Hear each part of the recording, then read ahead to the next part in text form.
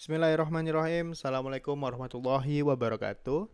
Terima kasih kepada rekan-rekan mahasiswa maupun mahasiswi Universitas Cyber Muhammadiyah yang sudah mengakses video pembelajaran kuliah kita pada sesi ini, terutama di konsep basis data. Dengan saya, Rido Suryakusuma, akan memandu Anda dalam memahami bagaimana sih konsep dari basis data itu sebenarnya.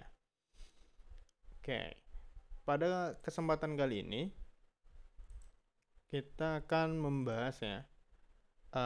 Pertama ada definisi basis data itu sendiri, lalu yang kedua tujuan basis data, yang ketiga penerapan dari basis data, kemudian yang keempat adalah sistem basis data. Nah, yuk kita cek dulu tentang definisi basis data. Pada pertemuan sebelumnya kita sudah membahas. Namun pada kesempatan kali ini kita akan belajar bagaimana sih analogi dari basis data. Nah, basis data di sini tuh representasikan sebagai lemari arsip, yang mana di dalamnya terdapat barang-barang yang tertata dengan baik dan rapi. Nah, mengapa perlu menata barang-barang yang disimpan pada lemari? Ya, jawabannya kita berharap agar pada suatu saat, sewaktu-waktu ya, kita itu mau mencari, jadi kita itu tidak kesulitan. Coba misalnya seperti ini ya. Basis data itu kalau dianalogikan sebagai sebuah lemari. Nah, seperti lemari pakaian ya. Boleh lemari pakaian, boleh apapun lah bentuknya. Nah, misalnya kayak gini ya. Kalau lemari pakaian kan biasanya ini ada yang buat uh, gantungan baju ya. Nah, terus di sini ada tempat-tempatnya untuk menyusun. Seperti itu. Iya, seperti ini ya. Nah, jadi di sini misalnya ada file file pekerja misalnya. Terus ada di sini data pekerja. Di sini ada hak akses. Kemudian di sini mungkin ada email. Nah, jadi jika digambarkan dalam kehidupan sehari-hari, basis data itu sebagai sebuah lemari. Nah, ini apa Pak? Oh, ini mungkin adalah foto pekerja. Nah, seperti itulah kira-kira penerapannya kalau database itu berada di kehidupan nyata kita. Nah, kalau misalnya basis data itu seperti ini, nah ketika kita sebagai seorang programmer ya mau mengakses database ini,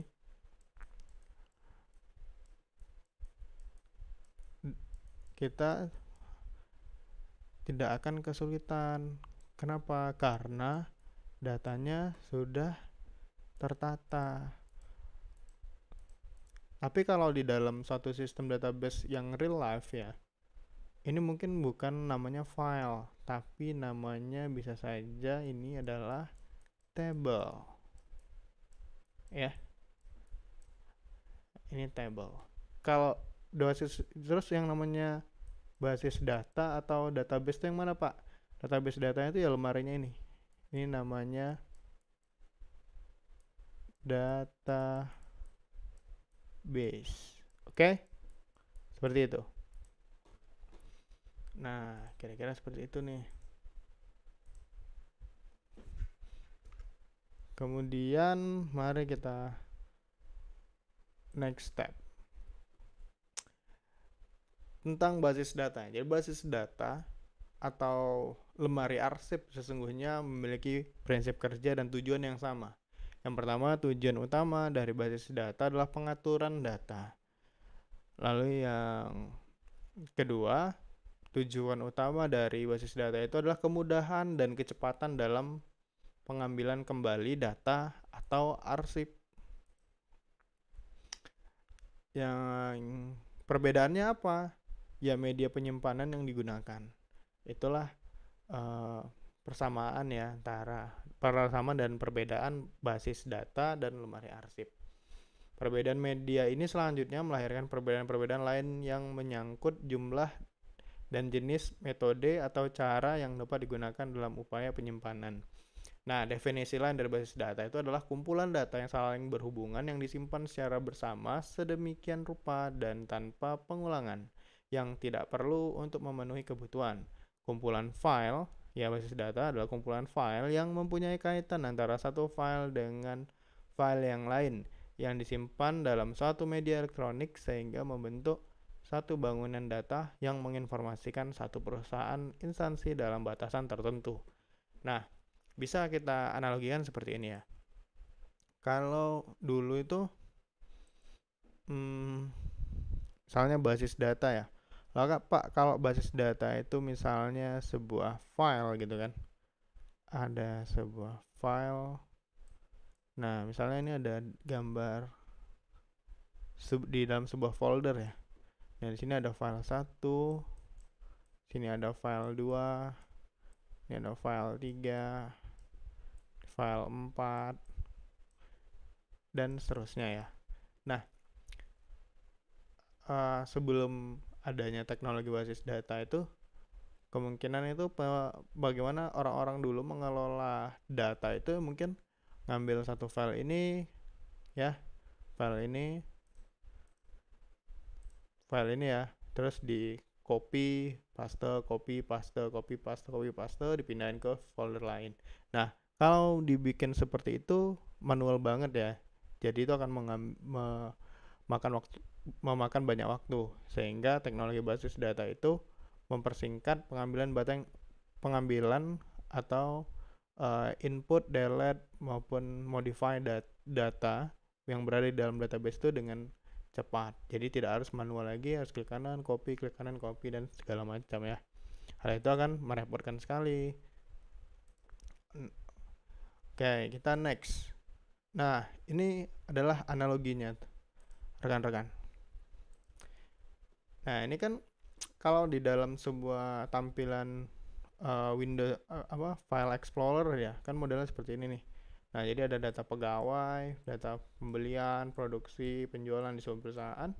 Dan ini kan diambil, terus di copy atau diapain gitu kan. Nah, hal ini kan akhirnya menyebabkan siklus pengolahan data yang lama. Dan memungkinkan setiap orang pun bisa mengubah data-data ini sehingga tidak ada batasan gitu. Ini record filenya diubah oleh siapa, diupdate oleh siapa, dihapus oleh siapa, dibuat oleh siapa gitu. Karena tidak ada yang namanya pembatasan gitu, sehingga data-data di dalamnya bisa dimanipulasi. Nah, bagaimana dengan basis data dalam sebuah hard disk yang sudah tersistem seperti ini ya? Nah, kalau sudah tersistem seperti ini, ada file pegawai, file pembelian, file produksi, file penjualan yang dimuat dalam yang namanya table. Ya. Nah, ketika sudah dimasukkan dalam sebuah table, tidak semua user dapat mengaksesnya. Maksud mengakses itu kayak membuat, membaca, terus menghapus atau melakukan hal-hal lain terhadap table dan isi di dalamnya. Oleh karena itu, basis data yang menggunakan sistem seperti ini lebih worth it untuk digunakan, karena selain cepat dalam pemrosesannya juga tertata dengan rapi. Oke, kita next. Lalu basis data itu ada operasi dasar. Yang pertama adalah create. Ya, create ini kita untuk membangun suatu database. Berarti kita kayak membangun suatu lemari. Nah, terus drop database-nya apa? Ini untuk menghapus database-nya. Nah, ya, DB. Kemudian create table ini apa, Pak? Create table itu untuk buat satu table di dalam sebuah database. Kalau ini ya, drop table ini apa, Pak? Drop table untuk menghapusnya. Nah, insert ini apa, Pak? Insert ini untuk memasukkan suatu data inputan ke dalam database atau ke table. Retrieve ini apa, Pak? Retrieve ini untuk retrieve sama research ini sama ya. Jadi untuk mencari data yang berada di dalam database. Kita lambangkan dengan S ya, search atau retrieve sini. Oke. Kemudian update ini apa, Pak? Update ini untuk membarui database atau memperbarui table di dalamnya. Kalau delete ini untuk menghapus data di dalam database. Ya, seperti itu. Itulah operasi dasar dari basis data. Oke, kita next. Oke, di next ini belum ya, sorry. Nah, tujuan basis data itu apa sih, Pak? Tujuan basis data itu adalah menemukan kembali data yang kita cari dengan mudah dan cepat. Sehingga tujuan dari basis data itu yang sangat menjadi indikator ya. Pemrosesan basis data yang baik itu adalah pertama dari segi kecepatan, efisiensi ruang penyimpanan, keakuratan, ketersediaan, kelengkapan, keamanan, lalu kebersamaan pemakai. Maksudnya adalah database itu yang di bagian ini bisa diakses oleh user dan mengaturnya ya. Mengatur apa, Pak? Ya, mengatur yang namanya hak akses ya. Kalau keamanan itu untuk apa, Pak? Keamanan itu agar datanya tidak bocor. Kelengkapan apa, Pak? Kalau kelengkapan ini lebih kayak kelengkapan jenis data yang ada di dalamnya. Kalau ketersediaan ini apa, Pak? Ini masuk ke dalam kemampuan ya, kapasitas database-nya sampai berapa. Makanya ada istilahnya ada MySQL, terus ada PostgreSQL dan segala macam. Keakuratan ini apa, Pak? Keakuratan ini bagaimana data yang dibutuhkan sama yang disimpan itu dapat dilakukan dengan tepat sasaran ya. Maksudnya bisa lebih cepat buat diambil seperti itu. Efisiensi ruang penyimpanan mungkin lebih ke bagaimana database ini dia tidak memakan banyak sumber daya, resource ya. Kalau kecepatan ini dan kemudahan ini apa, Pak? Ini lebih ke sintak ya. Sintaknya lebih mudah dipahami ya. Kemudian juga dapat diakses dengan kecepatan tinggi. Sorry, nggak rapi ya. Jadi kayak gitu kira-kira. Kita next. Bagaimana sih penerapan basis data itu, Pak? Nah, basis data itu berperan penting ya dalam bidang-bidang fungsional yang telah umum memanfaatkannya. Contohnya ada dari segi kepegawaian, pergudangan, akuntansi, ini reservasi ya, reservasi juga ini kayak di hotel atau di tempat-tempat eh wisata ya. Kemudian di layanan pelanggan, jasa customer care, mungkin kayak e-commerce, kayak agen pengiriman barang dan segala macam. Mereka semua rata-rata menerapkan namanya teknologi basis data.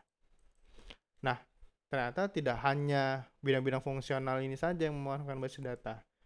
Organisasi dan perusahaan juga. Contohnya ada perbankan, ada asuransi, rumah sakit. Pak, rumah sakit buat apa, Pak? Untuk menyimpan data-data kesehatan pasien. Ya, data BPJS dan segala macam ya. Ada produsen barang, industri manufaktur, pendidikan, telekomunikasi, dan lain-lain. Intinya seperti itu. Oke, next, sistem terakhir ya. Ini pembahasan di slide terakhir kita tentang sistem basis data. Nah, sistem basis data ini apa sih, Pak? Sistem yang terdiri dari kumpulan file, tabel yang saling berhubung dalam sebuah data di sebuah sistem komputer dan sekumpulan program di BMS atau Database Management System ya. Kita bahas di pertemuan minggu kemarin, yang memungkinkan beberapa pemakai dan atau program lain untuk mengakses dan memanipulasi file-file tabel-tabel tersebut. Nah, jadi sistem basis data itu adalah sistem yang mengatur kumpulan file ya di sini atau kumpulan tabel, yang mana tabel-tabel ini dia saling terhubung ya, saling berhubungan seperti itu. Dan sekumpulan program. Loh, programnya apa, Pak? Misalnya ya ini adalah sintak-sintaknya gitu. Program-program yang dibutuhkan untuk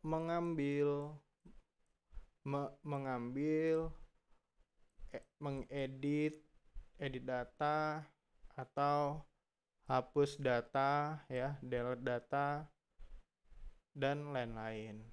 Itulah fungsinya di BMS, manajemen sistem ini.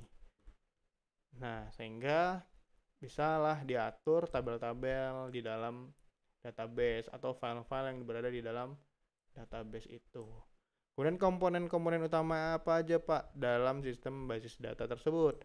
Yaitu ada hardware, operating system, jenis database-nya, kemudian perangkat untuk mengelola basis datanya apa. Terus ada usernya, kemudian aplikasi lunak lain yang bersifat opsional. Nah, contohnya gimana sih, Pak? Gitu. Kalau perangkat kerasnya jelas ya. Ini nih kira-kira diletakkan di mana? Hardware-nya di server atau di PC biasa. Kemudian sistem operasinya apa? Oh, pakainya misalnya adalah Windows. Kemudian basis datanya apa kita pakai? Misalnya yang biasa aja itu MySQL. Kemudian sistem aplikasi perangkat lunak pengelolanya apa, Pak? Misalnya yaitu XMPP. Ya. Misalnya, sebenarnya pemakai usernya apa? Usernya user biasa misalnya. User biasa, terus menggunakan juga adanya admin. Atau sama lagi adalah developer. Kemudian aplikasi perangkat yang lain apa, Pak? Yang misalnya ada namanya MySQL Workbench. Nah, ini biasanya juga berfungsi untuk mendesain tabel-tabel maupun database seperti itu. Baik, itu aja penjelasan dari saya tentang materi kita yang kedua ini. Sekian dari saya. Jika ingin ada yang mau ditanyakan, silahkan komentar bagi mahasiswa Universitas Cyber Muhammadiyah. Silahkan bertanya di forum LMS, sedangkan bagi mahasiswa maupun mahasiswi Cybermu yang belum mengambil atau sudah mengambil dan ingin mereview, ada ya hal yang ingin ditanyakan, silakan komentar di akun channel saya dosen sandwich 88 di video ini, atau bisa mention saya langsung ya di WhatsApp ataupun di email seperti itu. Itu dari saya. Bila fisabilillah, fastabiqul khairat. Assalamualaikum warahmatullahi wabarakatuh.